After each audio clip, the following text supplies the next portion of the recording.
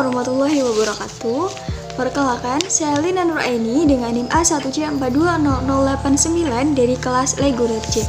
Langsung saja, di sini saya akan melakukan praktikum mengenai sistem reproduksi vertebrata. Adapun tujuan dari praktikum ini adalah untuk mengenal bagian-bagian serta organ penyusun sistem reproduksi, baik itu secara internal dan eksternal vertebrata serta memahami fungsinya. Pada percobaan kali ini, saya menggunakan hewan percobaan berupa ikan, di mana sistem reproduksi pada ikan ini jauh berbeda dengan sistem reproduksi pada hewan umumnya, mengingat reproduksi pada ikan terjadi di perairan. Umumnya, gonad pada ikan bentuknya memanjang, longitudinal, dan berjumlah satu pasang, terletak di bawah gelembung renang. Organ reproduksi jantan terdiri dari kelenjar kelamin dan saluran kelamin. Kelenjar kelamin jantan disebut dengan testis. Saluran sperma terdiri dari dua bagian. Yang pertama, berbatasan dengan testis untuk membuka lobul. Yang kedua, bagian lainnya yaitu berupa saluran sederhana yang menghubungkan bagian posterior testis ke genital papilla. Niar 2012, organ reproduksi ikan terdiri dari yang pertama, organ reproduksi jantan terdiri dari sepasang testis yang berfungsi untuk menghasilkan sel kelamin jantan atau betina. Kemudian ada vas deferens atau saluran sperma yang berfungsi untuk mengalirkan sperma dari testis menuju lubang urogenital. Yang ketiga ada lubang urogenital, di mana di sini adalah tempat keluarnya sperma dan air kemih. Kemudian untuk organ reproduksi ikan betina terdiri dari sepasang ovarium atau indung telur yang berfungsi untuk menghasilkan ovum atau sel telur. Kemudian ada oviduk atau saluran telur, di mana oviduk ini berfungsi untuk sebagai tempat keluarnya sel telur dan ovarium menuju lubang urogenital. Kemudian ada lubang urogenital, di mana lubang urogenital ini berfungsi untuk sebagai tempat keluarnya sel telur dan air kemih. Ikan jantan, gonad disebut dengan testis. Kemudian, sedangkan pada ikan betina, gonad disebut dengan ovarium. Kebanyakan testis berwarna putih atau kekuningan. Sedangkan untuk ikan betina, ovarium letaknya di bagian internal dan biasanya berjumlah sepasang.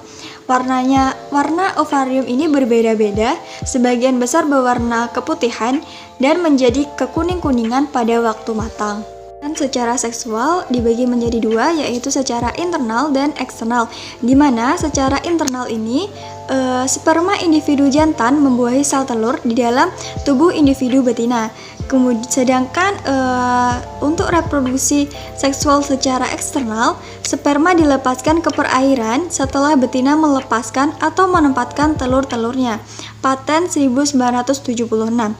Ikan mempunyai cara yang berbeda dalam tingkah laku meminang dan tingkah laku kawinnya.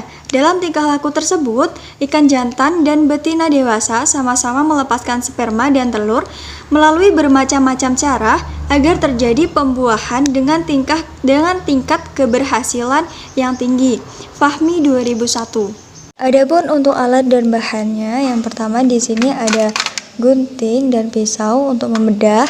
Kemudian ada nampan, kemudian alat yang selanjutnya ada jarum pentul, dan ada satu pasang sarung tangan. Nah, untuk bahannya di sini ada saya menggunakan pisces ataupun ikan. Kemudian di sini ada alkohol 70% dan bahan yang terakhir yaitu ada kapas.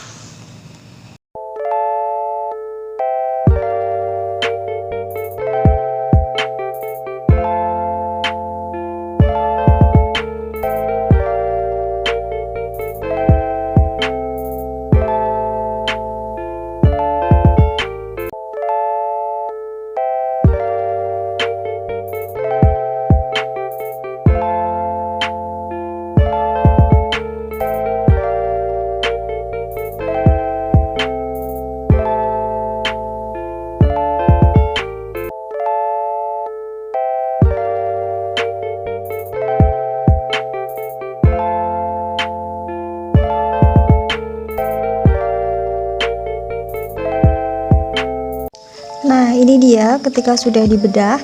Ini dapat kita lihat, ini adalah salurannya. Nih menuju ke anus. Nih, saluran menuju ke anus. Nah, ini dia ketika sudah dibedah. Nah, ini adalah organ anatomi dalamnya. Dapat kita lihat ini adalah ini adalah oviduknya atau saluran sel telurnya. Kemudian ini adalah saluran urogenital yang berhubungan langsung dengan anus. Nah, dan ini adalah ovariumnya, dapat kita lihat.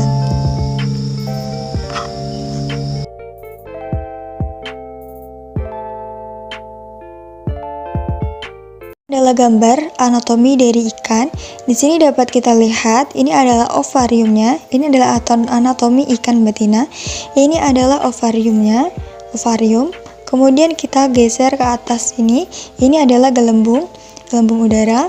Geser ke sini lagi, ini adalah uretra ikannya. Nah, agak ke bawah sedikit, ini ada lubang urogenital yang hampir berdekatan dengan anus. Geser. Nah, ini adalah anatomi dari ikan jantan. Di sini dapat kita lihat ini adalah gonad jantannya atau yang biasa disebut dengan testis. Kemudian geser ke bawah, ini ada anus yang berdekatan juga dengan lubang urogenital sama seperti betina tadi. Ke atas sedikit ini adalah ureter. Nah, ini adalah gelembung udara yang berada di atas gonad jantan atau testis tersebut. Kita berbesar lagi organ reproduksi pada ikan. Di sini dapat kita lihat pada ikan betina yaitu ada sepasang ovarium. Kemudian lanjut ke bawah, ini ada oviduk yaitu saluran sel telur. Lanjut ke bawah lagi, di sini ada lubang urogenital yang dimana tadi berdekatan dengan lubang anus. Nah, lanjut. Di sini ada organ reproduksi dari ikan jantan. Di sini ada sepasang testis ini. Kemudian lanjut ke sini lagi, ini adalah vas deferens yaitu saluran sperma tadi. Kemudian di sini lanjut ke bawah, ini adalah lubang urogenital yang berdekatan dengan anus juga. Ini adalah perbedaannya. Di sini ada ovarium, di sini ada testis, kemudian di sini ada oviduk saluran sel telur, kemudian di sini ada vas deferens dan ini sama-sama memiliki lubang urogenital yang berdekatan dengan anus.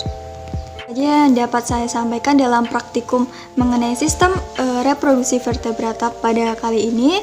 Kurang lebihnya mohon maaf, saya ucapkan terima kasih. Wassalamualaikum warahmatullahi wabarakatuh.